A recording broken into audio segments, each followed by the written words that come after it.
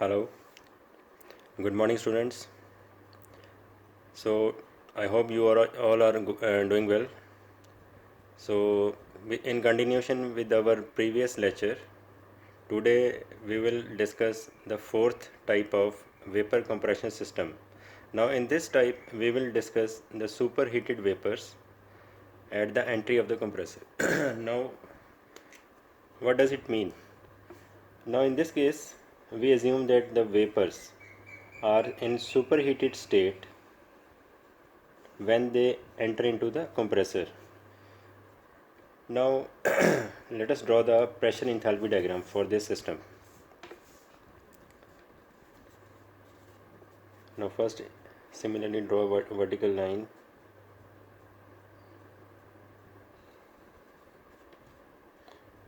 Pressure, this is enthalpy.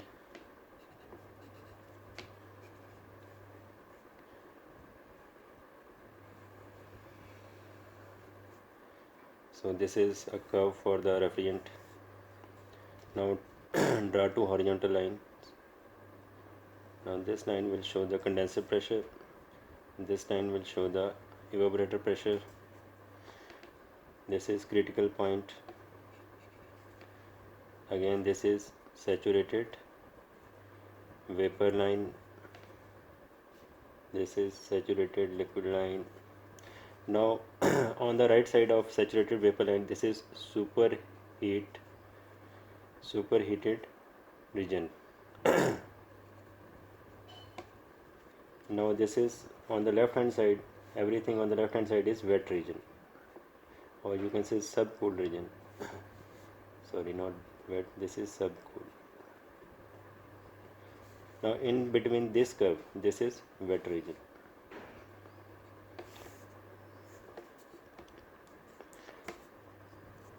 Now again we start from the point 3 lying on the saturated liquid line. This is point 3 and you must start from this point. Now take a vertical perpendicular line on this. Now this is P evaporator pressure, this is P condenser pressure. Now this is expansion process. Now draw the horizontal line, go up to the the superheater region. Now this is point 4, this is point 1. Now when from 1 to 2, it will show the compressor work. So 2 to 3 condensation.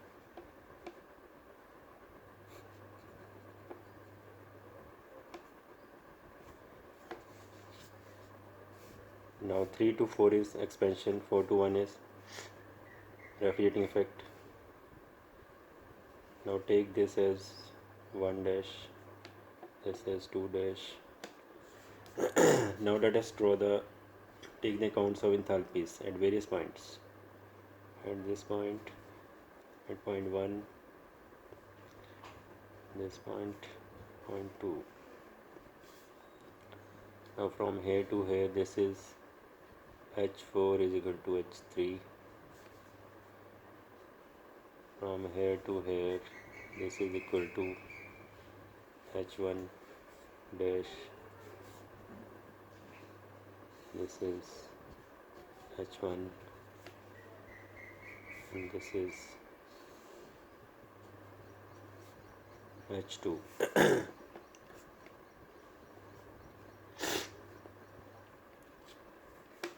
Now the total refrigerating effect RE, this is equal to up to this point 1, and the work done, total work done is this much.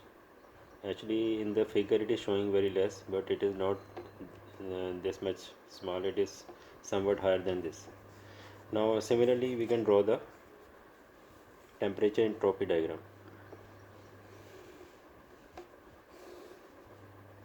This is entropy, temperature, draw a bell-shaped curve.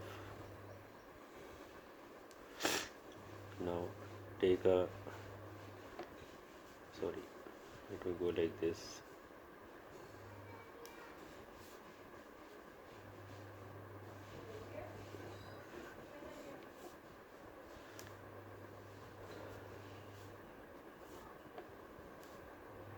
From here, take a curve 3, 4,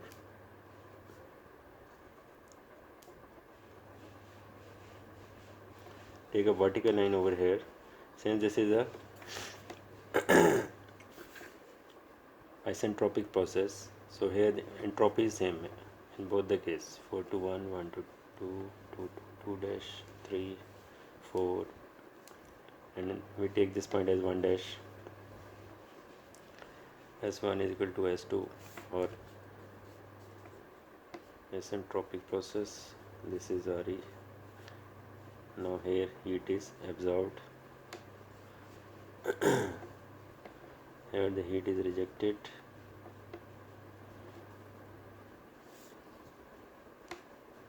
This is expansion process.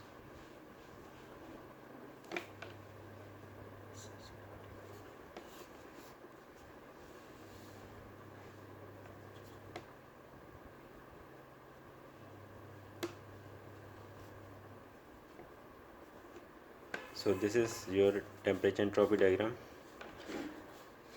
Now in case of superheated vapors, when they enter into the compressor, as you can see here, from 4 to 1, you can see this area, this total width of this graph has been widened up as compared to the wet region, wet vapors, or as compared to the previous discussed all the process.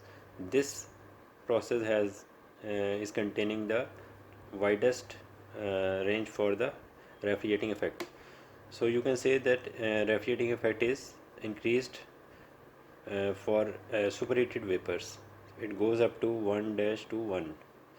Similarly, not only the refrigerating effect is increased, but the total work done is also increased in this case. So let us see how to find out the COP of the system. Now we know that COP is equal to total refrigerating effect produced over total work done in the compressor. Now RE in this case, this is equal to, here you can see RE. Now this RE is equal to H1 minus H4 or H1 minus H3. Now we will take this H3. This is more relevant because it lies on the liquid saturated line and easy to trace. Similarly, work done is equal to, here work done is equal to H2 minus H1. So COP is H1 minus H3 over H2 minus H1. This is the COP.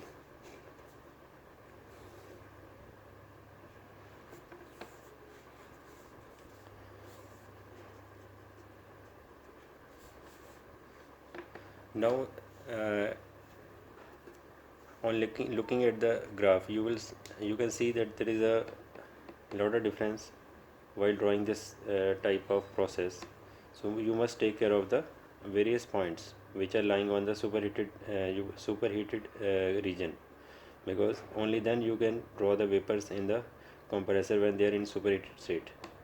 So you can assume that when the vapors are superheated, their volumes are also increased. So superheated vapors are not easy to compress. They require much more work done uh, to compress them as compared to the wet vapors or as compared to the dry saturated vapors. So in this case you will find that the total work done will also increase many times as compared to the wet vapors or as compared to the vapors when they are in dry saturated region. So in this you can say superheated vapors, not only the total refrigerating effect is increased, but the net work done is also increased. So if when we solve the numericals, you will find out that the COP is not necessarily increased, but in many cases it may go down, because the denominator side, the work done is also increased uh, to very large extent. So this is how you can draw the pressure, enthalpy and temperature entropy diagram for this process. So